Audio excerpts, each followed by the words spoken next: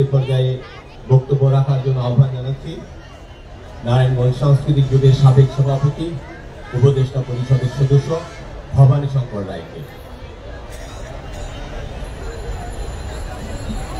আজকের সভার সংগ্রামী সভাপতি, মঞ্চে প্রতিষ্ঠিত সংস্কৃতিজন, আমাদের সমস্ত নারায়ণগঞ্জের লড়াই সংগ্রামের আমাদের অগ্রজ শিল্পী রফিউর রাব্বি, নারায়ণগঞ্জ সাংস্কৃতিক জোটের সাধারণ সম্পাদক ধীমান সাহা গেল, উপস্থিত সুধীমণ্ডলী।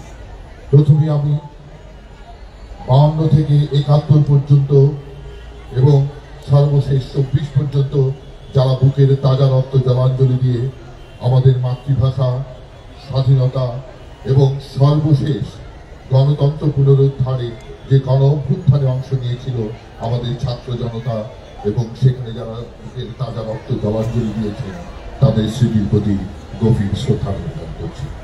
সুধীমণ্ডলী, আপনারা একটু লক্ষ্য করলেই দেখবেন আমাদের এবারের স্লোগান হচ্ছে ৭১-এর চেতনায় ২৪-এর উদ্বোধন। এই কথাটি অত্যন্ত প্রাসঙ্গিক আজকের এই সময়তে। আমাদের বাঙালির ইতিহাস লড়াই সংগ্রামের ইতিহাস। আমরা লড়াই করে আমাদের মাকে মা বলার অধিকার প্রতিষ্ঠিত করেছি, এবং সেই ধারাবাহিকতায় এক নদী রক্ত দিয়ে আমরা আমাদের স্বাধীনতার সূর্যকে রাহুমুক্ত করেছি, এবং যে স্বপ্ন সাধ নিয়ে আমরা ৭১-এ মুক্তিযুদ্ধ করেছিলাম, আমাদের বাংলাদেশের মানুষ বুকের তাজা রক্ত দিয়েছিল, মা বোনেরা সম্ভ্রম দিয়েছিল, সেই স্বাধীনতার সুফল আমরা ঘরে তুলতে পারিনি। যারাই রাষ্ট্র ক্ষমতায় এসেছে সেই স্বাধীনতাকে তারা তাদের মতো করে ব্যবহার করেছে। এটা আমাদের স্বাধীনতার স্বপ্ন ছিল না। আমাদের স্বাধীনতার স্বপ্ন ছিল একটি ন্যায়সঙ্গত সমাজ, সাম্যের সমাজ, যেখানে মানুষ সবাই সমতা নিয়ে বসবাস করবে। আমরা দেখতে পাই এই কিছুদিনে সেই স্বৈরাচারী ফ্যাসিস্ট সরকার তারা স্বাধীনতার চেতনার নামে স্বাধীনতাকে নিয়ে, স্বাধীনতার মূল্যবোধকে নিয়ে ব্যবসা বাণিজ্য শুরু করেছিল। আপনারা দেখতে পাবেন, আপনারা যদি আজও ছবি দেখেন, এই মুক্তিযুদ্ধ কারা করেছিল? এই বাংলার কৃষক, শ্রমিক, মেহনতি মানুষ, যারা লুঙ্গি পরা, গেঞ্জি পরা, সেই লোকগুলো মুক্তিযুদ্ধ করে আমাদের দেশকে স্বাধীন করেছিল। অথচ আমাদের পূর্ববর্তী শেখ হাসিনা সরকার তারা এমন ভাবে মুক্তিযুদ্ধের চেতনাকে প্রকাশ করতে চাইছিল যে যেন তার বাবা এবং তার পরিবার ছাড়া আর বাংলাদেশে কেউ মুক্তিযুদ্ধ করেনি। মুক্তিযুদ্ধের চেতনা নিয়ে তারা ব্যবসা বাণিজ্য করেছিল। বন্ধুগণ, তার ভাই রাসেলের যখন মৃত্যু হয়েছিল, আমরা যে কোনো মৃত্যুকে ঘৃণা করি। এই ছোট্ট রাসেলটিকে যখন হত্যা করা হয়, যখন রাসেল 15ই আগস্ট আসে, তখন রাসেলের কথা স্মরণ করে, রাসেলের জন্মদিন স্মরণ করে আমাদের তৎকালীন প্রধানমন্ত্রী শেখ হাসিনার চোখের জলে বুক ভেসে যেত। অথচ আমাদের নারায়ণগঞ্জের সন্তান তানভীর মোহাম্মদ ত্বকীকে এই শামীম ওসমানরা যখন হত্যা করেছে, তখন আমরা যখন বারবার সংগ্রাম করছি, ত্বকী হত্যার বিচার চাইছি, এই শহীদ মিনারে আমাদের উপর বিভিন্ন ভাবে অত্যাচার করা হচ্ছে।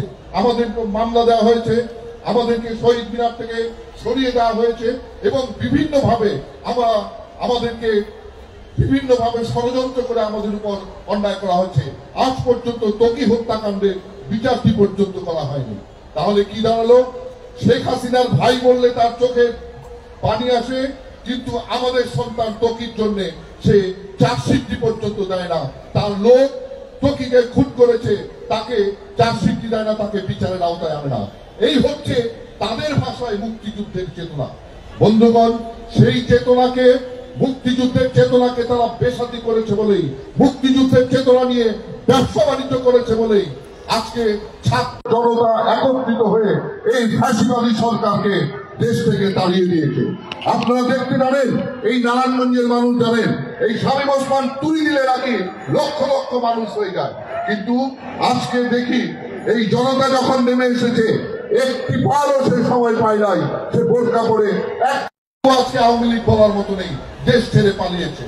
বন্ধুগণ, এটাই হচ্ছে অন্যায়ের ফল। আমরা এই কথাটি আজকে বললাম, এরপরে গণ অভ্যুত্থানের পরে আজকে আমাদের যে অবস্থা, আমরা কিছু কিছু বৈসাদৃশ্য দেখতে পাচ্ছি। আমরা সেখানেও স্বাধীনতার মূল্যবোধের কিছু কিছু বিরূপ প্রতিক্রিয়া আমরা দেখতে পাচ্ছি। আমরা আজকে এই শহীদ বিজয় দিবসে শহীদ মিনারে দাঁড়িয়ে পরিষ্কারভাবে বলতে চাই, আমাদের মুক্তিযুদ্ধ হচ্ছে সাম্যের অসাম্প্রদায়িক বাংলাদেশে। এখানে হিন্দু থাকবে, মুসলিম থাকবে, বৌদ্ধ থাকবে, খ্রিস্টান থাকবে, পাহাড়ি থাকবে, এখানে মসজিদ থাকবে, মন্দির থাকবে, মাজার থাকবে। আমরা সবাই বাংলাদেশের সন্তান। এই সত্যকে আমরা কোনোদিনই বিকিয়ে দেব না এবং এই সত্যকে আমরা উজ্জ্বল করে ধরে রাখবো এবং এটাই হচ্ছে আমাদের মুক্তিযুদ্ধের চেতনা এবং সেই চেতনায় সবাই উজ্জীবিত থাকবেন, এই আশাবাদ ব্যক্ত করে সবাইকে সংগ্রামী অভিনন্দন জানিয়ে আমি আমার বক্তব্য শেষ করছি। সবাইকে ধন্যবাদ।